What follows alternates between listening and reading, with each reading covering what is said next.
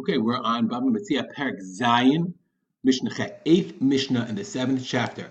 Amasachet Baba Metzia. So we're going to continue. The Mishnah finally finishes the laws of achila, of a person able to eat, someone who's a worker, and then it goes into a very, very basic halacha. This is a Mishnah.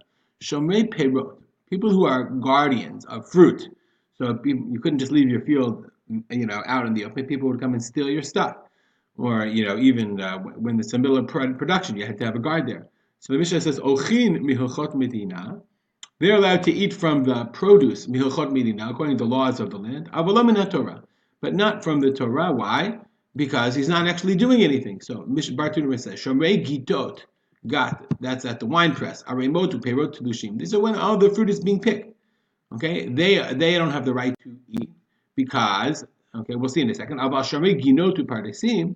This is talking about the shomrim who are guarding picked fruit. But if you're just watching the field or the orchard, they don't get to eat it all. The shomer lav ke'oseh ma'aseh dami. So if he's a shomer of picked fruit, then he can eat milchot bedina. Then the law of the land was he was allowed to eat. But if he was a shomer of an orchard that nothing had been picked yet, he can't eat anything at all. Now the Mishnah says, Arba shomrim hem. There are 4 shomrim. Shomer chinam v'hashoel nosei sachar v'hasocher. So this takes us back to our chart that we had. Okay, it takes us all the way back to the very beginning of the Mishnayot. Shomer chinam we had this is all from Shemot Perek Kafet. Shomer sachar, and we'll see in the socher in a second, and shoel also. So you can look back at the psukim to see what the Torah says about each one. So this is just going to delineate, the Mishnah is going to delineate the things that we already know that we've learned in previous Mishnayot. Shomer Chinam nishba al hakol. And Shomer Chinam, he takes an oath on everything. What's al hakol? Al kol ha'me'orot ha'ktuvot b'shar shomim l'chiyuv nishba shekach al ta'alo upatur. So when all the possible damages that appear in the Torah, okay, so which are, we're going to leave Pshia out of this. Pshia is negligence because Pshia is not a possibility that's listed in the Torah because it's obvious. Because it's obvious that a person who is negligent is actually causing the damage himself. So the Torah, we're going to leave Pshia out of this, okay? But al hakol. So Shomer Chinam is patur on Gneva and Vaveda. The Shomer Chinam is patur. On the other hand, Shoel, you have 4. Shomer Chinam. So Shomer Chinam is the free watchman. Hey, can you watch my dog for me? Hashoel, someone who borrows. Nosei sachar, someone who's paid to watch something, like a dog kennel. V'hasocher, and a renter. So Shomer Chinam, the free watchman, nishba al hakol. He takes an oath on everything. Okay? V'ashoel mishalem et hakol. The shoel, he pays for everything.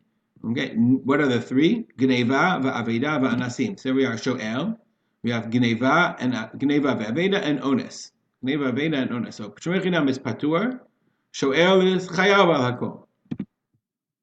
On the other hand, Nosei Sachar v'Socher, and the Nosei Sachar, the paid watchman and the renter, Nishba'in al Shvura v'al Shvuya v'al Meita, they take an oath if the animal breaks down or is taken captive or dies. Umishamin et Aveda v'et Gneva, and they pay Gneva and Aveda. Let's go back to the chart. We call it onsim. Shvuya. So they're patur. They're nishba'in. They have to take an oath that they didn't, use the animal or misuse the animal. But they're patur. They're the chayab on gneva ve'aveda. That's what it says. The shamin, they have to pay gneva ve'aveda. The Bartunah learns all of these from the psukim. Kulu nafkele mikrai. We learn these off from the psukim of Parshat Ela Mishpatim. So we're not going to go through each one, okay? But it says the following: in the Torah, all we don't have. Okay, we have a shomer sachar. 1 second. Okay. Aveda. Okay, what's that? Socher, so a renter. Kevan she'en lo kol hanashalo. So he doesn't have all of the benefit. Meaning, why does a shoel have to pay for even onsim? Because the Gemara says this idea of kol hanashalo. Okay, meaning the shoel, he gets all the benefits. He's borrowing the thing, gets the use of the item, and he doesn't pay for it. So the socher, he doesn't have ein kol hanashalo because he's renting. On the one hand, he gets to use the item, but he's still paying for it. Therefore, dino kishomer sachar. Therefore, his din is like a shomer sachar. Okay. Therefore, and therefore, that's why we see in the Mishnah we have socher chayav and patur, and the Torah says that shomer sachar is chayav and on gneva ve'eda and patur from onsim. So too the socher, he's also chayav if it's stolen or it's lost.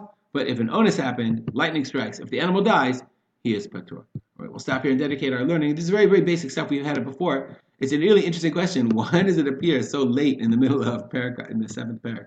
I don't really know the answer to that question. We'll dedicate our learning to memory of my father, Harav Simcha B'Yitzchak Kalman. Have a good day.